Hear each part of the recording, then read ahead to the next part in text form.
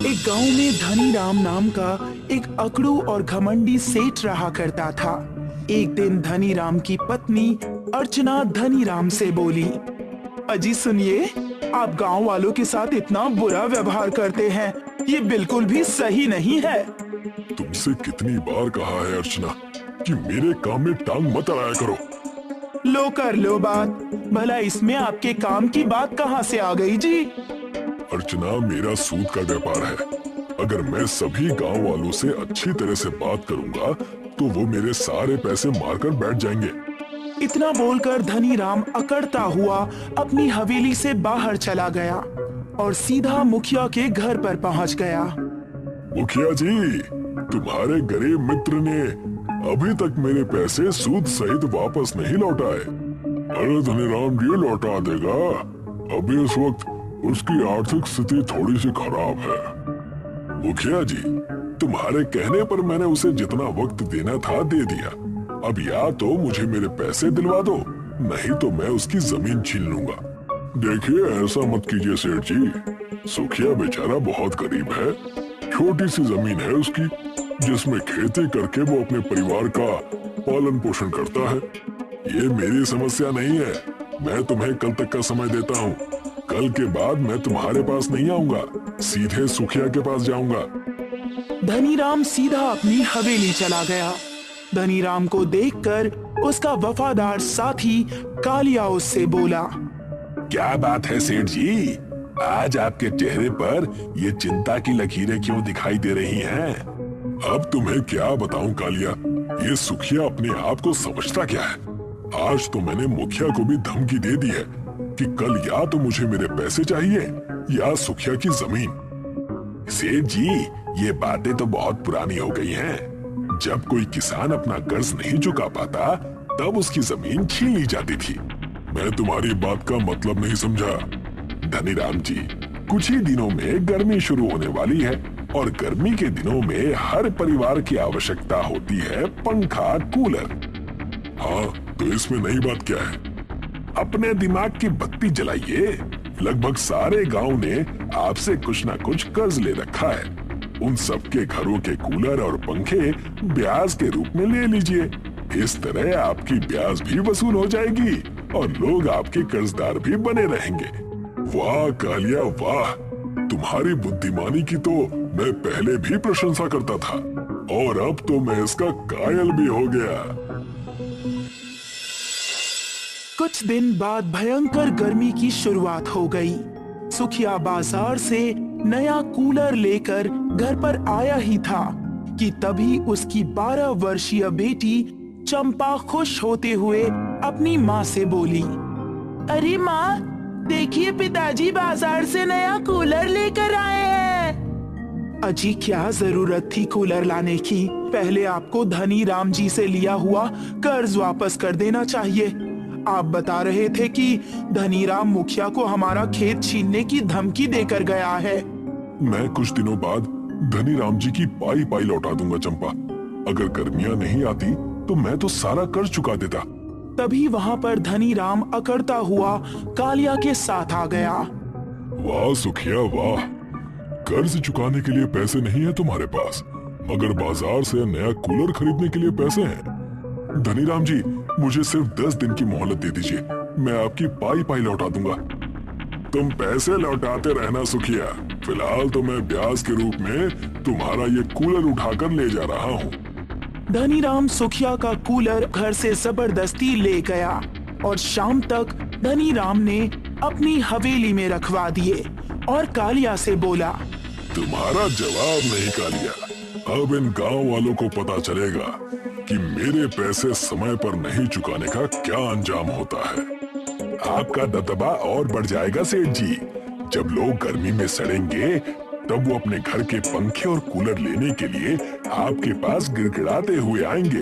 तब आप मनमानी ब्याज वसूलना। अगले दिन सुखिया की बेटी रोते हुए बोली, पिताजी, अब क्या होगा? धनीराम जी तो हमारा कूलर और टूटा हुआ पंखा भी छीन कर ले गए। बिटिया, वो सिर्फ मेरा ही नहीं बल्कि गांव के हर घर से कूलर और पंखा छीन कर ले गया है। आज जब मैं कूलर मांगने गया तो धनी राम ने मुझसे पैसे मांगे। मैंने उसे उसकी आधी रकम लौटा दी। उसके बाद भी उसने ना तो मुझे मेरा कूलर दिया और ना ही टूटा हुआ पंखा। जो भी हो, भयंकर गर्मी पड़ रही है, अब क्या होगा? यही तो सोच सोचकर मेरा दिमाग खराब है आरती।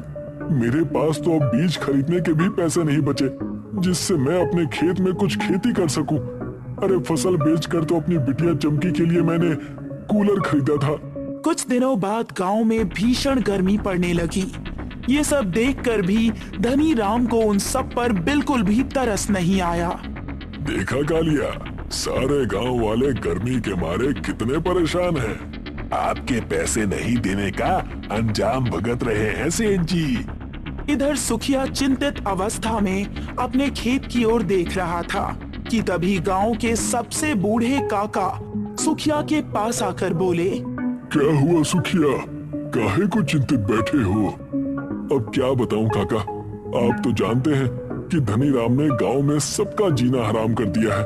मेरे पास तो अब बीज खरीदने तक के पैसे नहीं बचे। काका बड़े ही रहस्यमयी अंदाज में सुखिया से बोले, मैं तुम्हें एक तरकीब बताता हूँ, सुनो मेरी बात। यहाँ से कुछ दूर जंगल शुरू हो जाता है। गर्मियों के दिनों में उस जंगल में एक दुकान लगती है और उस दुकान पर तरबूज के बीज बिकते हैं। तुम उन बीजों को खरीद लो और अपने खेत में बो दो।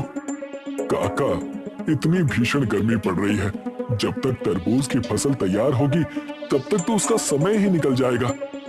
तुम उन बीजों को लेकर तो आओ। और हाँ, ये एक रहस्य है, इस रहस्य का कभी खुलासा मत करना। इतना बोलकर काका वहाँ से चले गए। ये काका भी ना कमाल की चीज है। मेरे पास तो पैसे ही नहीं है। चलो, फिर भी देखने में क्या बुराई है। सुखिया काका के बताए हुए रास्ते पर चलता हुआ जंगल में पहुंच गया, जहां पर एक छोटी सी दुकान लगी हुई थी और वहां पर तरह तरह के बीज रखे हुए थे। सुखिया दुकानदार के पास जाकर बोला, मुझे मेरे गांव के बूढ़े काका ने आपका पता बताया है। क्या मुझे कुछ बीज मिल सकते हैं? लेकिन मेरे पास पैसे नहीं है। कोई बात नहीं, तुम इन तरबूज के बीजों को ले जाओ। बीजों की कीमत मेरे पास कुछ दिनों बाद स्वयं आ जाएगी। मैं कुछ समझा नहीं, कुछ दिनों बाद समझ जाओगे।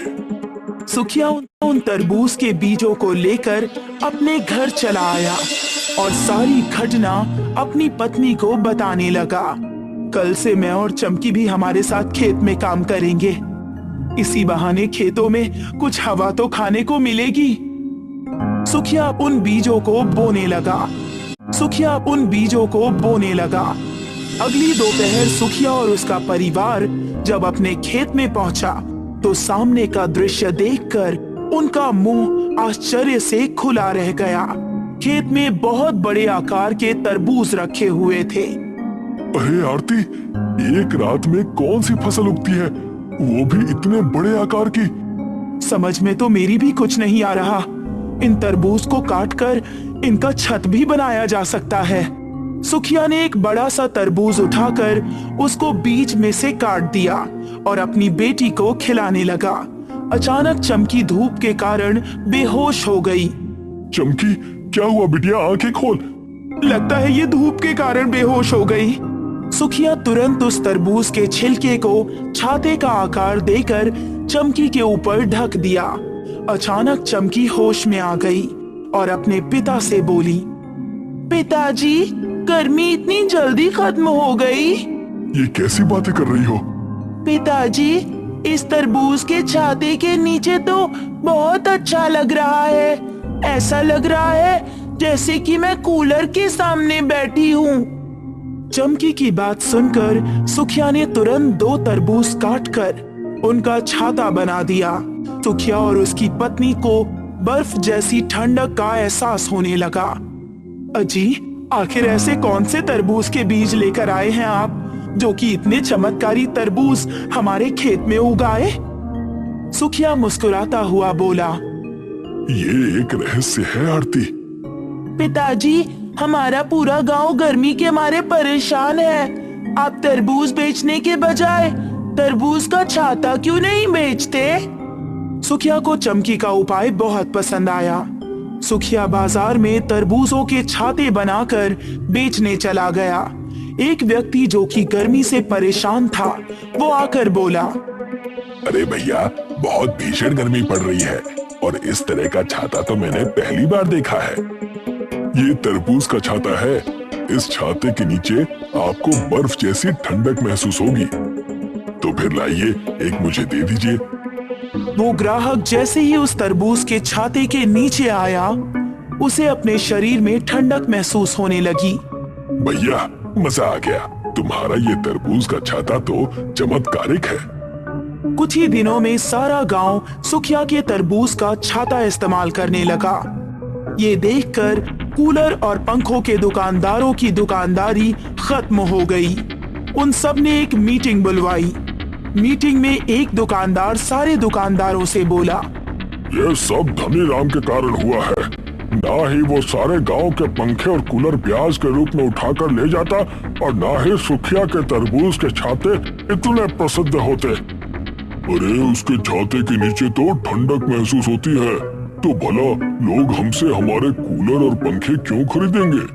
सारे फसाद की जड़ धनी राम है और उसका साथी कालिया। उन दोनों का दिमाग कुछ ज्यादा ही चलता है।